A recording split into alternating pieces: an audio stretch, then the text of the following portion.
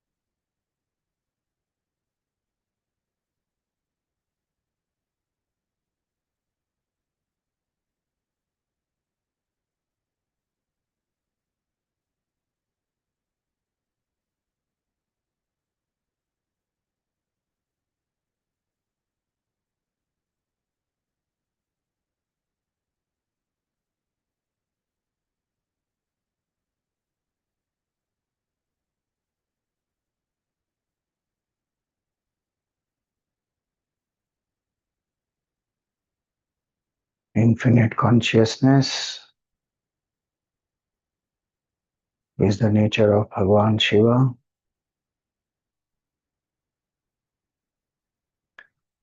He is in our own heart.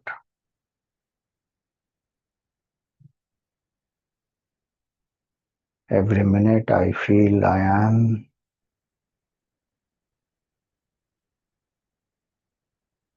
I exist. That existence, consciousness, and bliss is my nature. I am Shiva. I am not a Jiva. I am not the body. I am Shiva,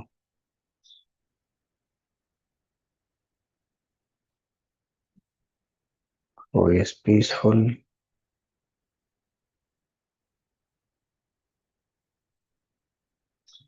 whose nature is bliss. I am imperishable consciousness,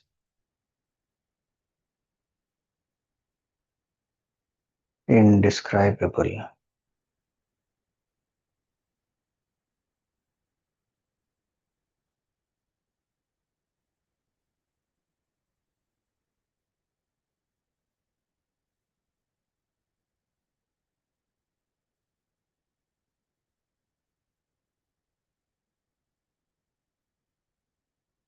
That very consciousness which is in my heart appears as Bhagavan Shiva,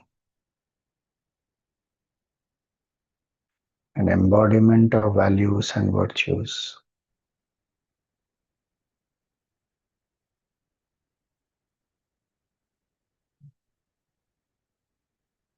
May I imbibe the values of Bhagavan,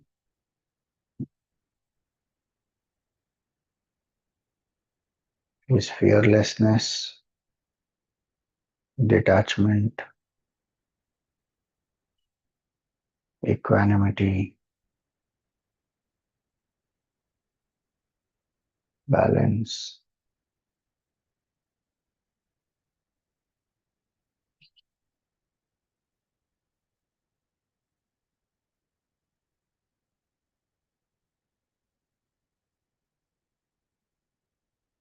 May my life be anchored in dharma, in virtues.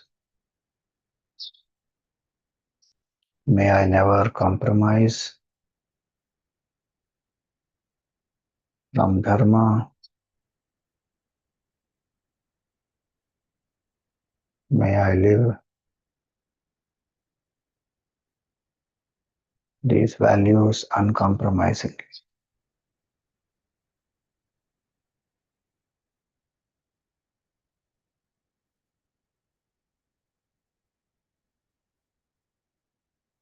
Visualize that Mother Parvati is sitting next to Bhagavan Shiva.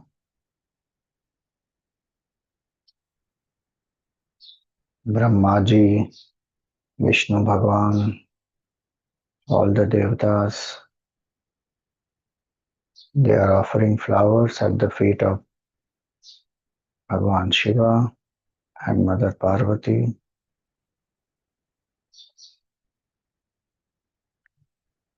There is a linga in front of Bhagavan Shiva and Mother Parvati.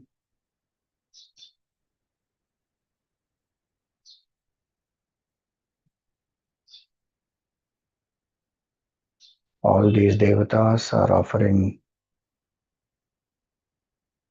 milk in Abhishek to the Shivalinga.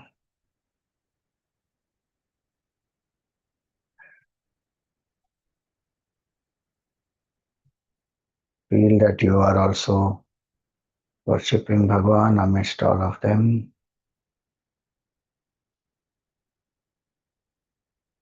By offering the Abhishek of water,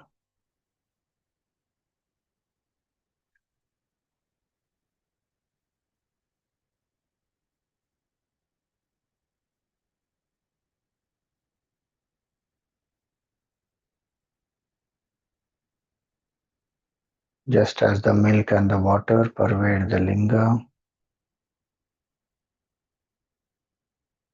may our mind be pervaded by Bhagavan.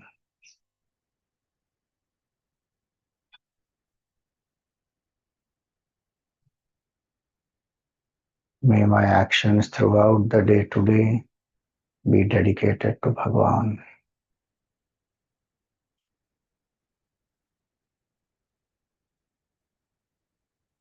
May my mind have positive thoughts. Tanme mana Shiva sankalpamastu.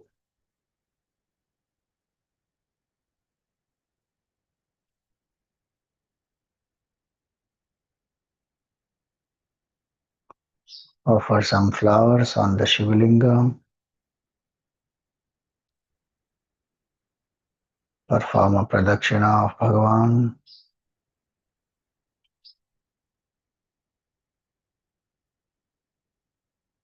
Prostrate in front of Bhagavan.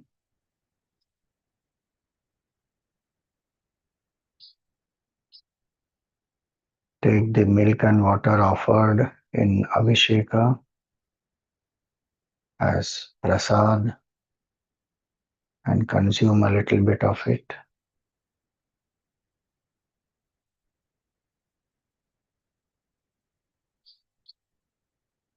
Feel that the hand of Bhagavan and Mother Parvati is on your head.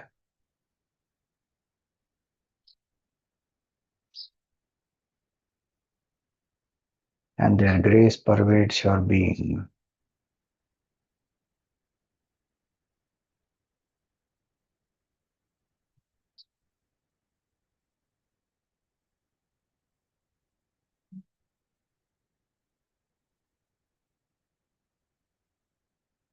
Repose the form of Bhagavan back into your heart.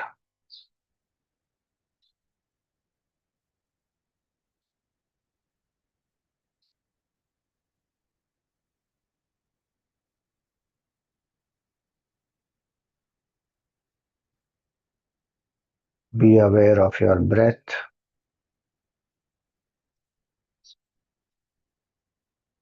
Be aware of your body.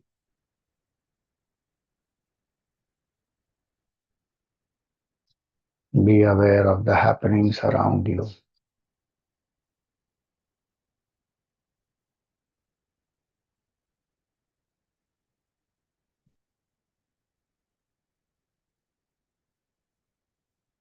We pray for everyone's well-being. Om Sarve Bhavantu Sukhinah. Sarve Santu Niramayaha. Sarve Bhadrani Pashyantu. Ma Kaschit Dukkha Bhag Bhave. Om Asato Ma Sadgamaya. Tamaso Ma Jyotirgamaya. Mrityorma Amritam Kamaya. Om Purnamada Purnamidam Purnat Purnamudachyate Purnasya Purnamadaya Purnameva Vashishyate. Om Shanti Shanti Shanti. Harihi Om Shri Gurubhyo Namaha. Harihi Om.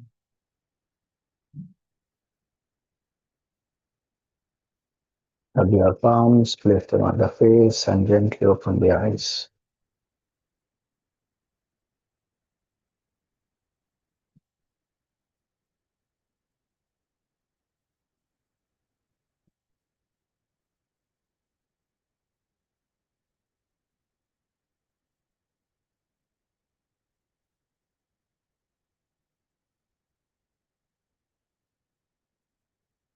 Questions for today?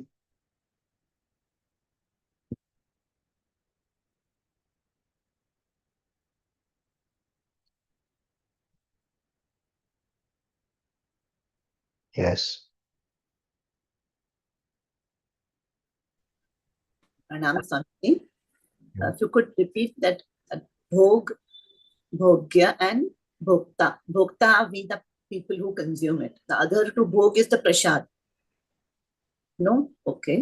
Bhog is the experience of connecting with the bhogya. Bhogya means the object. Okay. Bhokta is the enjoyer. And the connection between the enjoyer and the object, the experience, is bhoga. Okay. Kaivalya Upanishad mantra it is. Thank you. From where can we read the qualities of Shiva? So you can read about qualities of Bhagavan Shiva through the Shiva Puran, through the Leelas of Bhagavan. The form also is described. Then there are various articles, like if you see Gurudev's article will be there on Bhagavan Shiva, the symbolism. There's a whole book called The Art of God Symbolism. In that articles are there about various forms of Bhagavan, including Ganeshji and Devi and like that. The symbolism of the form, so the values are conveyed through the form. Symbolism in Hinduism, art of God symbolism. These are two quality. These are two books.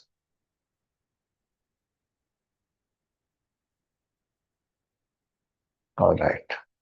Hari Om.